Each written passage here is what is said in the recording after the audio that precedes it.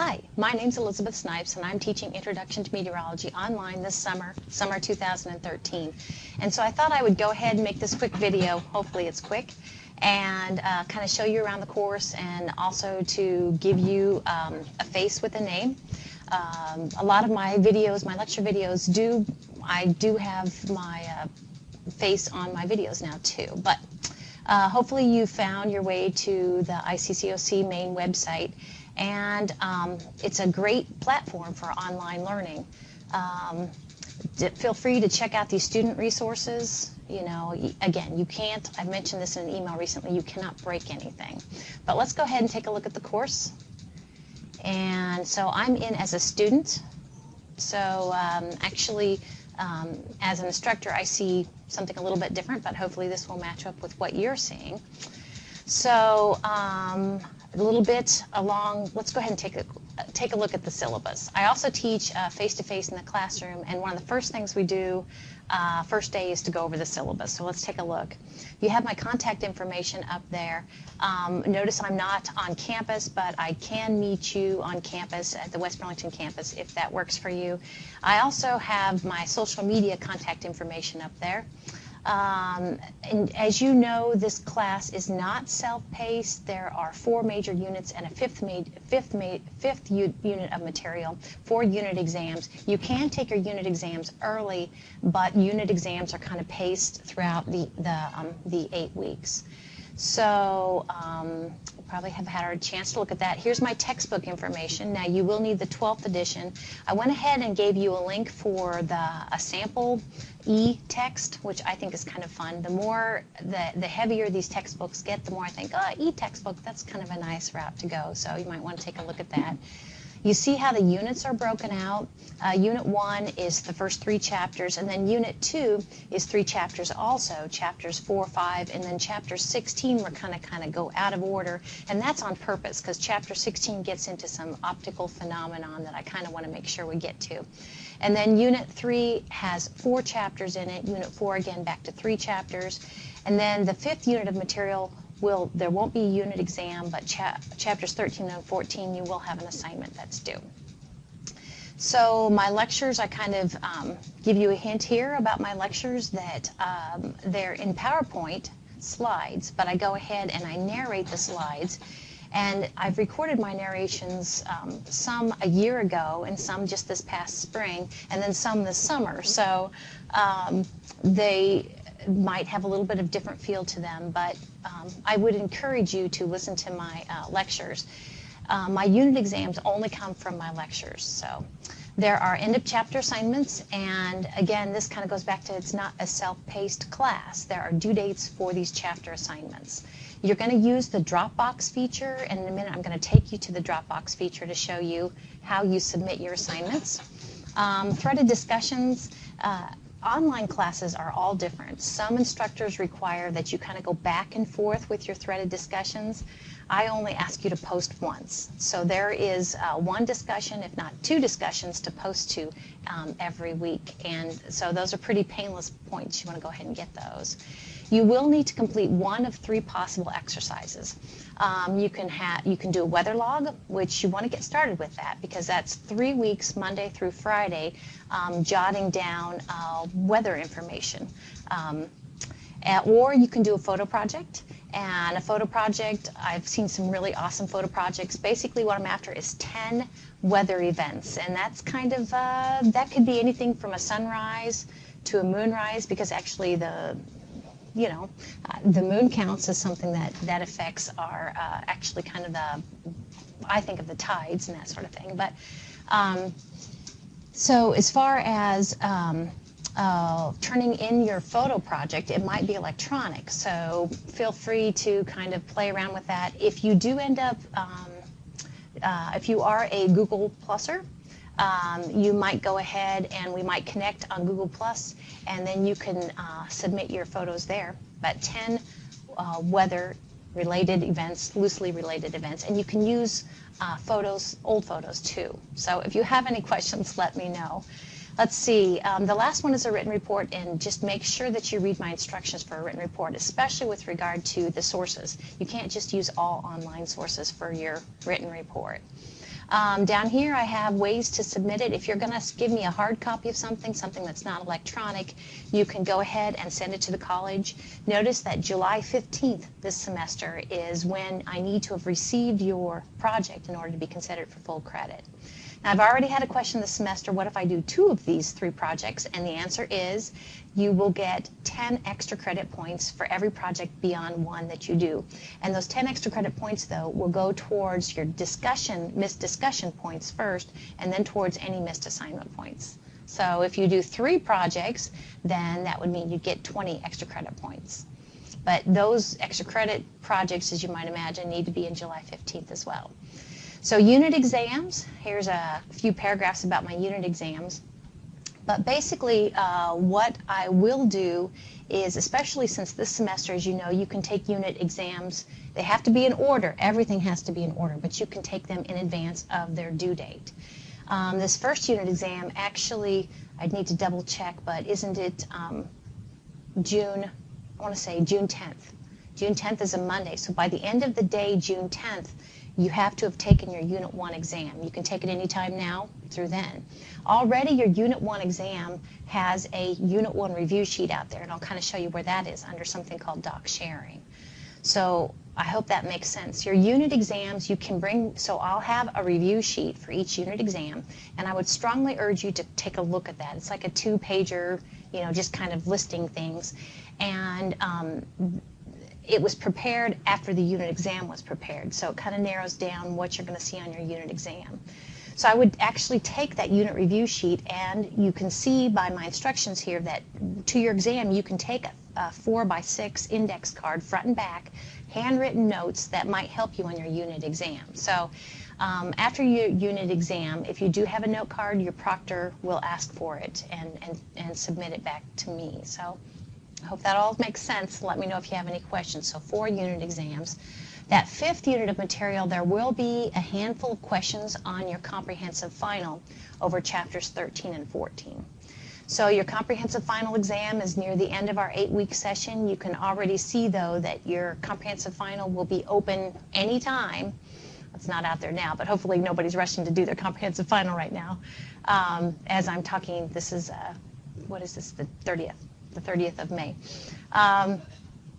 So let me know if you have any questions about that. Your comprehensive final, what I do is I revisit your 4 unit exams, and I basically lift off from your 4 unit exams a sampling of my favorite questions and assemble them to put them into a final exam.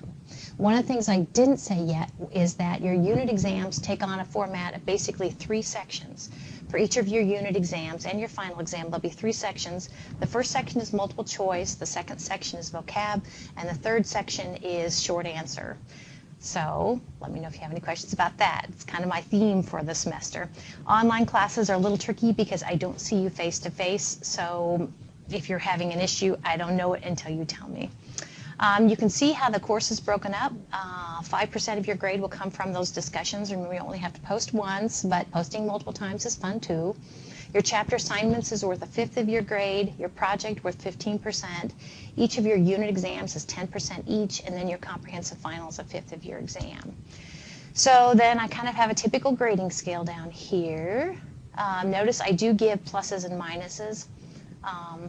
So I mentioned communication is important, and honestly, if you haven't been out into the real world, when I think of an employer-employee situation, communication is important. So I guess I just would say sometimes a student will communicate with me and their grade can be kind of, I would say, they're borderline, and I bump it up because they've been in communication with me and I understand their situation a little bit more than somebody who's just never touches base with me all semester. Hope that makes sense too. All teachers are like that. I'm probably just more blatant about it than others. So I mentioned, let's go ahead and these gray tabs up here. Let's take a look at first your grade book. So there's nothing in your grade book yet. I noticed that some of you have already had, you've posted discussion questions, and I can see that you've put things in the Dropbox, which is great. I'm looking forward to reading them.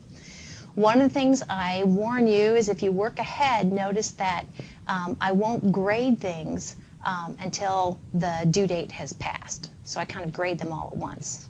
My grade book's being kind of slow. Let's go on to doc sharing. Maybe that will be faster. That was a little faster. So doc sharing is actually kind of broken up into a main folder, which it opens, and you can see these links here. Like if you wanted the document information about testing sites, you would click here, and it's a PDF, you can download it, and that sort of thing. Notice that there's a tab here called Unit Exams, and when I clicked on Unit Exams, now I have Unit 1 Review here. I'll just go ahead and open that. Now this Unit 1 Review pertains to your Unit 1 exam. So I would just go ahead and, to learn the material in the first place, I would read your textbook, I would print out the PowerPoint slides, I'll show you where to get those in a minute, and I would listen to the lecture and for each chapter in a unit, and then I would make sure, and this isn't coming up, I might kind of bail on this, and then I would make sure to review, to take a look at this unit review sheet. When I prepare my note card to take with me to my unit exam, I would look at this review sheet. So let's see, I don't know. Let's see if I can kind of blow it up a little bit. Okay. So you can see here it's broken out into chapters, and it's, like I said, just kind of listing and that sort of thing.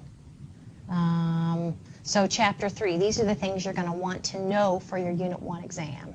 How to calculate a yearly average temperature, factors that control surface temperatures, something about specific heat, what is that, that sort of thing.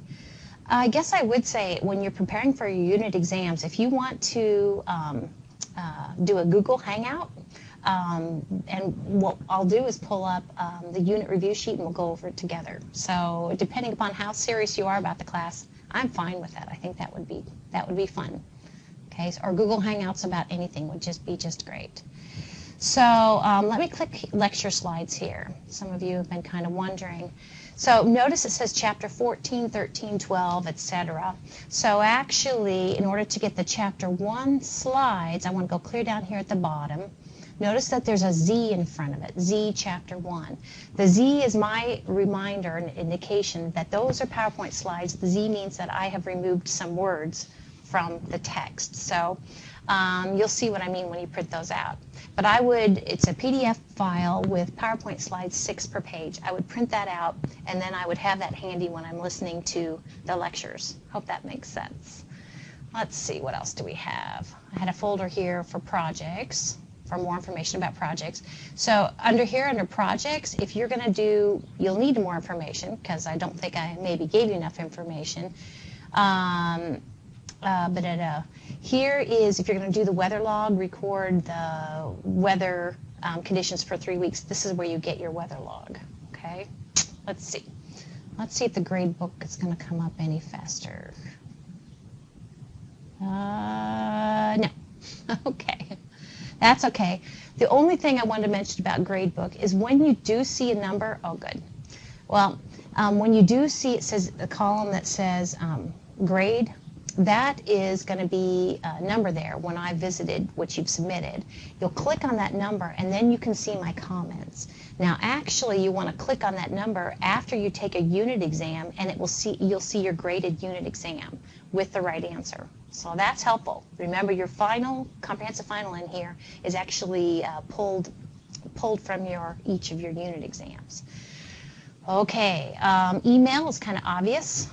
Email is a place where you can actually just click on here, instructor, that's me, click add, and then you put help please, and this will go to me, and you can actually send me attachments. And if you want to send me a report or something like that, you can send it this way. You can send it regular email too, but this way, same thing as regular email. Let's see, under Dropbox. That's, I think, about the last thing I wanted to show you here. All right, so let's say you had your Chapter 1 assignment ready, okay? What you would do is go here to Chapter 1. Let me get out of here. I don't do this very often. Okay, see where it says Submit Assignment? Click Submit Assignment, and then it says which basket, and then notice that actually your intro assignment is due June 2nd. And so if I click intro assignment, you're going to have to a little bit kind of go back and forth. What questions do I have for your intro assignment? Now, Dropbox things that your intro assignment questions that tell me where you're going to take your proctored exam and a little bit about where you're going in your academic career, because I'm nosy. But anything that you put in the Dropbox is private, okay? Now that's compared to anything you put in post in a discussion question. Discussion questions everybody can see. It's Dropbox only I can see. Hope that makes sense. So notice that here you can, I say here I am, and if I submit this, notice that I chose basket intro assignment, and if I push submit assignment, it is going to go over to, it's going to send me, the instructor, the assignment. Let's see, why didn't it like that? But the other thing, notice I'm just kind of putting a text in the box. It does have spell check. So I would encourage you to use spell check. Honestly, though, a lot of times students will have prepared their, let me pull up the chapter 1 assignment. A lot of times they have prepared their chapter assignments as a Word document, and you might recognize there is an attachment feature down here. It says add or remove. You can send your whole Word document. Okay, I hope that makes sense too, but spell check is good. The other thing about assignments, and I say this in my syllabus, is make sure that you use complete sentences. Okay, I'm not an English major.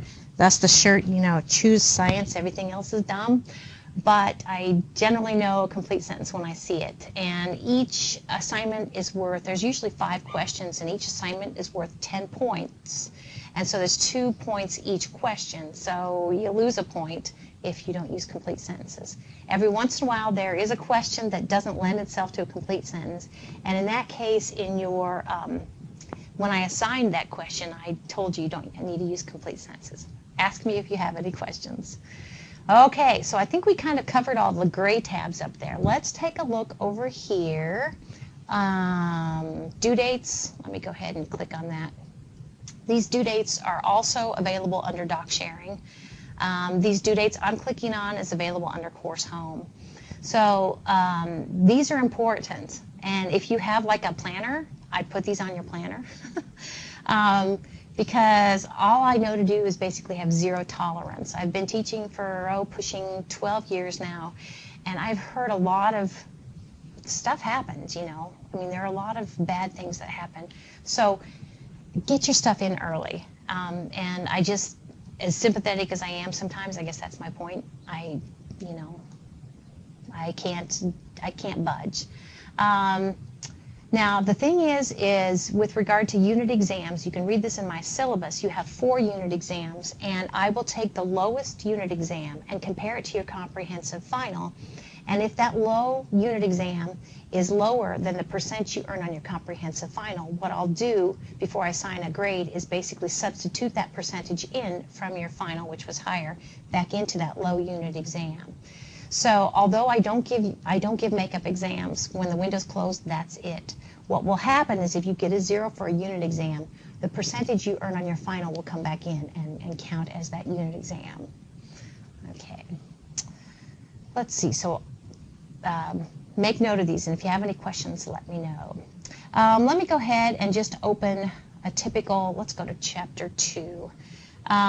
This is Chapter 2, and notice here it says you can click on Lectures, and it will go ahead and show you for each chapter. It's kind of fun. I have my videos, what I put together, and then I went out on YouTube, and I keep adding to this playlist. Then there is a playlist of videos that are related to that chapter. So these are fun. Sometimes I think that these related videos are even more fun. But to do well on your unit exams, you're probably going to want to listen to me or do both. Let's see, and here we have a discussion.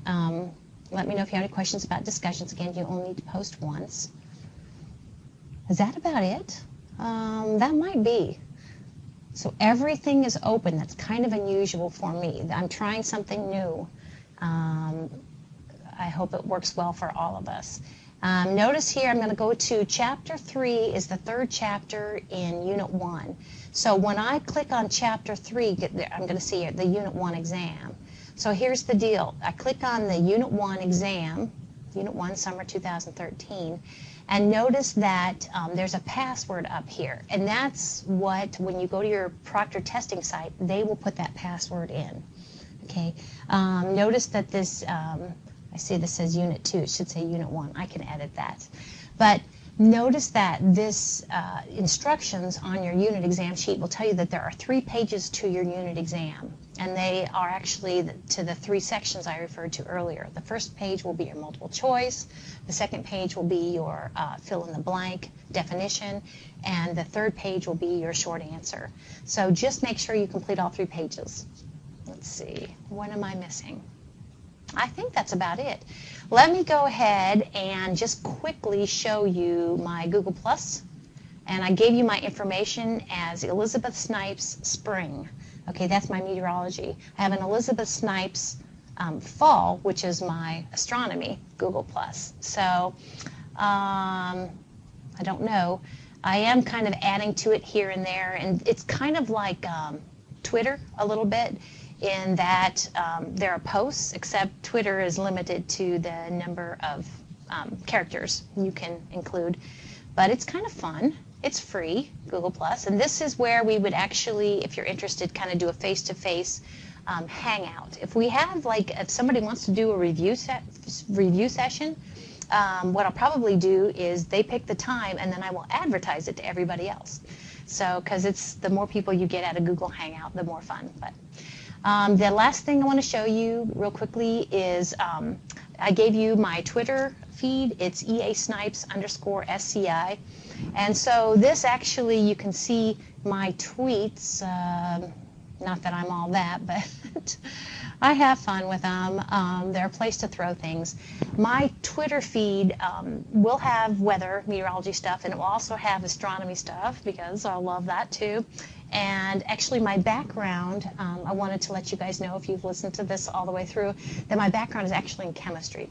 And so my degree's in chemistry, and so I teach chemistry, so I love science. I love it all. So you might see some things about that too. I think that about covers it all. So welcome to Introduction to Meteorology Online. If you have any questions, let me know. I've enjoyed hearing from some of you already, and there you go.